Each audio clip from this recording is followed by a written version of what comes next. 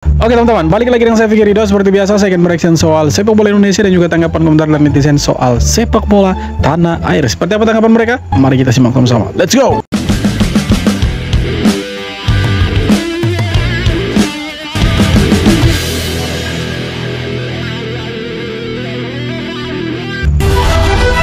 Harimau Malaya coba tiru tradisi timnas Indonesia, tapi apa? Mari kita lihat.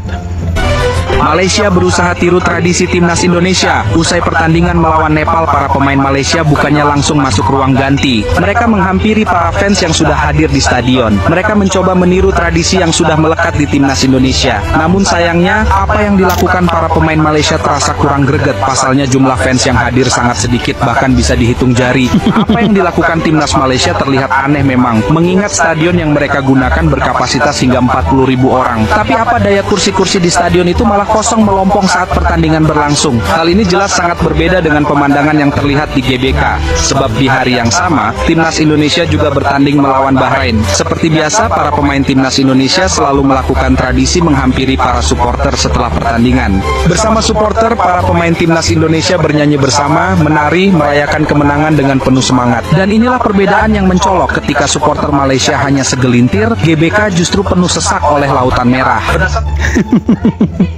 Itu kita punya penonton tuh rame waktu Indonesia lawan Bahrain. Sedangkan Malaysia waktu lawan Nepal itu sedikit. Bahkan Ultras Malaysia pun itu sedikit sekali. Bahkan mungkin hanya puluhan orang atau ratusan orang yang datang. Sedangkan kita waktu itu rame sekali. Jadi kalau mereka mau tiru-tiru tradisi Indonesia ya beda lah, beda kelas bos. Secara supporter pun kita lebih fanatik kayaknya daripada mereka itu. Beda kelas lah, jauh. Malaysia, Indonesia lolos ke babak ketiga karena lawannya berasal dari Asia Tenggara, Vietnam dan Filipina. Kini mereka satu grup dengan Vietnam untuk memperebutkan satu tiket ke Piala Asia. Mari kita lihat apakah orang Malaysia bisa membuktikan mulut besar mereka. Mereka sekarang ada dengan Laos, kemudian dengan Vietnam. Nah, apakah mereka ini bisa untuk maju ke sana? Kayaknya agak sulit juga karena Vietnam itu kuat, teman-teman. Bagus Vietnam tuh, lebih bagus daripada Malaysia sebenarnya. Apalagi kemarin mereka tuh juara Piala AFF kan. Legenda timnas Malaysia sebut tim ASEAN jangan petenteng di Asia kalau belum mendominasi di Piala AFF. Buat apa juara Piala AFF tapi untuk ke Piala Asia terseok-seok seperti Malaysia. Media Malaysia mengomentari perbedaan antusiasme penonton antara laga timnas Indonesia dan laga Harimau Malaya saat melawan Nepal. Laga timnas Indonesia dihadiri oleh 78.000 supporter. Sementara itu, laga Harimau Malaya versus Nepal hanya dihadiri oleh 4.000 penonton. Media Malaysia. Oh ya, 4.000 penonton dengan 78.000 ya, jauh sekali lah. Menyebutkan bahwa perbedaan ini menunjukkan betapa besar antusiasme masyarakat Indonesia terhadap sepak bola. Bagaimana menurut kalian? Oh jelas, jauh sekali lebih antusias supporternya kita daripada supporter Harimau Malaya. Mungkin mereka waktu Nepal lawan Malaysia dan kita lawan Bahrain, mereka lebih pilih untuk nonton Indonesia Bahrain waktu itu daripada nonton Malaysia lawan Nepal. Bukan Malaysia, Vietnam ataupun Thailand, tapi this is Indonesia menjadi negara paling gila sepak bola justru ASEAN. Gila guys, emang mewah guys, emang mewah Indonesia nih guys. Saat ini Indonesia bisa dikatakan menjadi peringkat 15 dunia gitu ya, menjadi negara yang paling gila sepak bola. Dan di Asia kita menjadi nomor 4 cuy. Bayangin aja menjadi nomor 4 di Asia. Gila guys, bayangin aja guys, tuh bayangin aja King Indo di atas Portugal dan Belanda cuy. Gila, emang Indonesia di atas timnas pusat kita itu. Indonesia guys, detik-detik menjadi macan Asia kembali cuy. Wajib sih guys, emang wajib Indonesia udah harus masuk Pildun cuy. Karena apa? Supporternya udah gila bola guys. Buset dah, gue gak sabar guys, udah gak sabar. Sabar tahun 2026 kita OTW Pildun cuy. Gila. Nomor 15 dunia, nomor 4 Asia. Gila. Keren supporter Indonesia. Indonesia satu-satunya negara yang Malaysia sadar dari pengamat ini. Puji Indonesia, sebut Malaysia boleh meniru tapi tidak mengklaim. Ya boleh-boleh saja meniru. menjadi panutan negara-negara di ASEAN ini, di Asia Tenggara ini. Dari apapun yang mereka lakukan itu coba ditiru oleh negara-negara lainnya. Jadi ini yang menghairankan kita. Tapi dari segi positifnya, bagus juga karena Indonesia ini menjadi inspirasi untuk membangunnya sepak bola di ASEAN ini. Cuma jangan lagi. Ya, jadi istilahnya Indonesia yang punya nama, mereka numpang tenar gitu. Kita katakan itu kita yang buat lah. Seolah-olah kita mengklaim. Jadi sebenarnya itu daripada Indonesia. Jadi Indonesia punya cara tersendiri, kekreatifan Indonesia untuk membangun sepak bola ini bisa ditiru. Iya, bisa ditiru sama Malaysia, tapi jangan mengklaim lah. Bagus, mantap. Setelah menghujat kiper Bahrain, aku di DM fans Bahrain. Setelah pertandingan timnas Indonesia lawan timnas Bahrain yang berakhir 1-0, aku ngeliat kiper Bahrain mengajukan jari tengah kepada supporter timnas Indonesia. Karena nggak terima dan kesal, gue mau kata-katain. Cuman dia nggak bakal paham. Akhirnya aku pun memilih untuk memberikan jari tengah untuk salah satu post dari kiper tersebut. Gak lama setelah itu, aku di DM sama salah satu fans Bahrain. Dan di sini dia mempertanyakan kenapa aku melakukan hal itu dan dia meminta untuk menghargai diriku sendiri. Dan di sini aku menjelaskan bahwa dia memberikan jari tengah untuk supporter Indonesia dan saya nggak terima. Dan dia pun mempertanyakan bukti tersebut. Setelah aku cari video tersebut, akhirnya ada. Dan dia akhirnya setuju bahwa jika itu memang benar, dia berharap kiper tersebut dihukum seberat-beratnya. Dia juga memohon untuk supporter Indonesia jangan menghujat pemain Bahrain lainnya. Dan aku pun menjelaskan bahwa supporter Indonesia kesal juga ada sebabnya. Karena di leg pertama banyak pemain Bahrain yang melakukan diving baik disengaja atau tidak disengaja. Dan yang paling sakit adalah si botak. Cuman di sini dia menjelaskan bahwa dia suka banget Indonesia dan dia bilang timnas Indonesia punya masa depan yang baik dan jika supporter Indonesia ingin berkunjung ke negaranya bisa hubungin dia dan akan disambut baik oleh dia. Jadi jangan lupa, kita hanyalah musuh selama 90 menit dalam lapangan. Luar lapangan kita tetap musuh. Maksudnya teman. Jadi memang mereka itu frustasi waktu lawan Indonesia karena mereka tidak bisa buat apa-apa. Bahkan diteriaki mafia sama supporter Indonesia, itu yang buat mereka stres, emosi itu. Meski timnas Indonesia berisi pemain keturunan pemain Belanda ex Liga 1 ini, sebut sepak bola Indonesia tak ada apa-apanya. Mantan pemain PSM Makassar yang berasal dari Belanda, Anko Jensen, berbicara soal sepak bola Indonesia kepada media Belanda Voetbalpraat. Dia berkata kalau Indonesia terkenal karena media sosialnya. Tak hanya itu, ia juga menyebut Indonesia sebagai negara miskin. Bahkan menurutnya fasilitas, akademi dan pelatih sepak bola di Indonesia terbatas. Jensen juga menambahkan pemain naturalisasi di timnas Indonesia bisa mendapatkan jutaan pengikut dan menjadi penarik perhatian, tapi sepak bola di Indonesia sebenarnya tidak ada apa-apanya. Iya, betul. Kalau soal timnas mungkin kita bagus, tapi kalau soal ya pembinaan usia muda, fasilitas untuk liga dan lain sebagainya sepak bola, saya pikir kita masih terbelakang. Nah, itu yang harus dibenahi sebenarnya. Kita mungkin bagus soal timnasnya, tapi soal yang lain-lain saya pikir masih banyak yang harus dibenahi. Contohnya liga, ya kan, masih banyak yang harus dibenahi, mulai dari Liga 1 sampai Liga 4. Itu masih banyak hal yang harus dibenahi. Belum lagi pembinaan usia muda yang entah berentas sampai di mana prosesnya, progresnya seperti apa kan kita tidak tahu.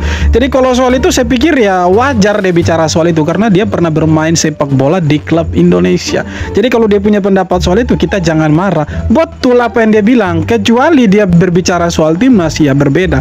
Karena soal timnas saya pikir kita bagus, luar biasa timnas kita. Tapi untuk pembinaan usia muda kemudian liganya ya kita masih jauh dari harapan. Ya itu yang harus dibenahi sama PSSI dan jajarannya. Mantap. Kalau ada orang yang berbicara seperti ini harusnya PSSI ya mulai membenahi diri.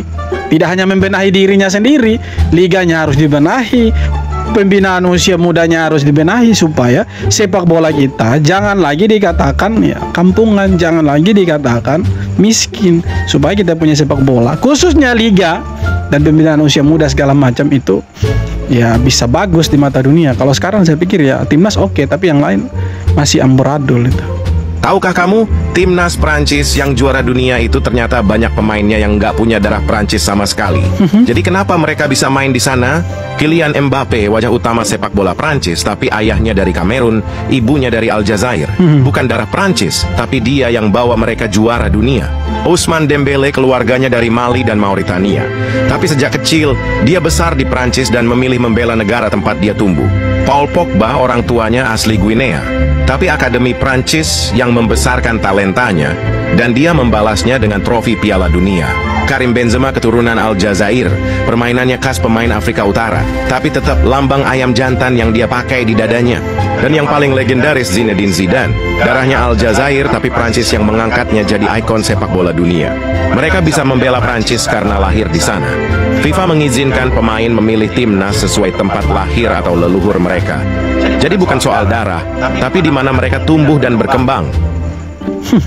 Nah, itu juga yang sedang dicoba oleh timnas Indonesia, memanggil pemain-pemain keturunan yang punya darah Indonesia untuk membela timnas Indonesia. Dan kita lihat sudah ada beberapa pemain yang bergabung, dan mungkin sebentar lagi nama-nama yang santer terdengar seperti Tristan Goejer, Miliano Jonathan, Mauro Zalstra, kemudian Jairo Ridwell. Ini kan pemain-pemain yang punya garis keturunan Indonesia. Nah, mereka ini kan bukan hanya sekedar orang asing, ya kan, yang tiba-tiba jadi orang Indonesia dinaturalisasi. Mereka punya garis keturunan Indonesia. Jadi mereka dinaturalisasi, diajak oleh PSSI. Mau tidak bermain untuk Indonesia, mereka mau ya tinggal diproses naturalisasi dan bermain untuk timnas Indonesia. Jadi buat mereka-mereka yang selalu mempersoalkan soal naturalisasi, ya saya pikir untuk sekarang dukung dulu lah, karena kita masih punya kesempatan untuk mendapatkan pemain-pemain keturunan yang berkualitas. Kapan lagi kita dapat pemain berkualitas kalau bukan sekarang, kan begitu.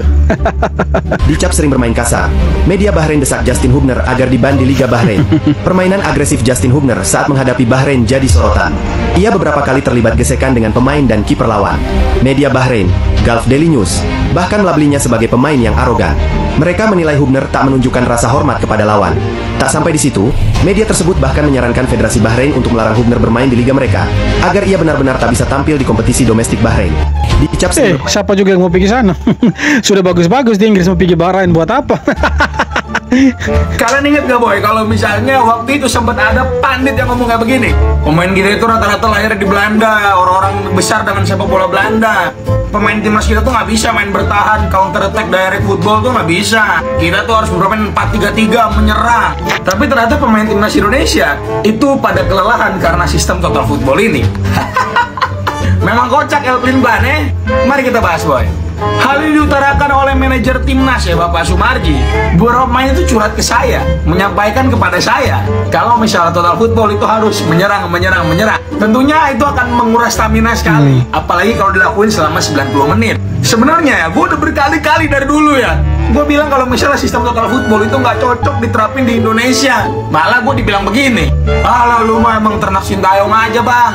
Total football itu adalah sistem yang kita harus bisa menyerang dan juga bertahan secara bersamaan, menguasai bola selama-lamanya dalam satu pertandingan. Tentunya kalau pemain kita itu tekniknya kurang dan fisiknya juga biasa aja, maka sistem itu yang nggak cocok sama kita. Betul. Dan satu lagi yang harus kalian pahamin ya, terutama mungkin kalau misalnya El Pelintan lihat video ini, emang mayoritas pemain timnas itu adalah diaspora, tapi nggak semuanya loh. Marcelino, Rido, emang dia lahir di Belanda apa? Bahkan ya El pelatih beneran, Alex Pastoor. Akhirnya gue punya julukan buat Alex Pastoor. Itu utarain kalau misalnya Indonesia itu tidak cocok dengan total football. Bukan gue yang ngomong nih, Alex Pastoor yang ngomong. Dan omongan ini bukan cuma sekedar omongan semata boy. Terbukti dari laga lawan Australia, kita bermain secara total football, tanda kutip, attacking, nguasain bola, tapi kita dilibas segala-galanya sama Jackson Irvine dan kawan-kawan. Sekarang ketika kita sedikit menunggu di belakang dan melakukan counter attack, hasilnya kita bisa menang lawan panitia AFC Bahrain. Jadi kuncinya adalah bermain dengan kapasitas. Seperti kalian bertanya dengan total football ini, apakah memang tidak cocok di timnas Indonesia? Tulis di bawah ya. Memang tidak cocok. Kalau cocok kita sudah menang lawan Australia waktu itu kan, pasti itu. Katanya cedera, tapi kok bisa langsung main 90 menit sama klubnya? Nonton videonya sampai habis. Link di bio buat nonton pertandingan seru. Miss Hilgers terus jadi sorotan setelah gagal berlaga di GBK bersama timnas Indonesia karena cedera, tapi ternyata bisa main full 90 menit bersama FC Twente di Liga Belanda. Sayangnya, Hilgers gagal bawa Twente raih kemenangan dan harus menyerah dari tuan rumah Heracles Almelo. Penampilan Miss juga kurang maksimal karena cuma mampu bikin 2 intercept dan 4 halawan kepala. Jadi menurut lo, Miss Hilgers memang punya kualitas atau cuma punya nama besar? Coba kok. Ya kalau kualitas saya pikir dia punya kualitas. Kita tidak bisa menilai dianya gara-gara dia cedera kemudian pulang ke Belanda, dia punya kualitas. Kalau dia tidak punya kualitas, maka dia tidak akan dipakai di FC Twente kan? Sederhana itu. Kalau dia tidak punya kualitas, ya mana mungkin dia dipakai di FC Twente jadi pemain utama lagi, pilihan utama lagi. Sudahlah. Saya pikir ya soal Mesilgers, mungkin dia belum punya chemistry yang bagus lah dengan JICS, dengan Rido, dengan Hapner. Ya mungkin karena itulah. Tidak usah kita pikir yang lain-lain dia tidak punya hati untuk bermain dengan timnas segala macam, tidak usah lah. Saya pikir kasih dia kesempatan untuk ya dia mencoba untuk membangun chemistry dengan pemain-pemain yang ada sekarang. Tidak perlu kita menilai bahwa dia tidak bermain dengan setengah hati, tidak sepenuh hati, dia tidak nasionalis segala macam. Ya sudahlah, kita jangan berpikir soal itu. Saya pikir mereka kalau mau pilih Belanda saja bisa. Tapi kenapa mereka pilih Indonesia? Karena mereka cinta dengan Indonesia. Selain mereka punya garis keturunan Indonesia, ya mereka juga mau melepas paspor Belanda demi Indonesia, bukan masalah nama dan lain sebagainya sih menurut saya. Oke teman-teman, sekian video kali ini. Terima kasih banyak sudah nonton, dan sekali lagi yang terpenting jangan lupa subscribe. Thank you.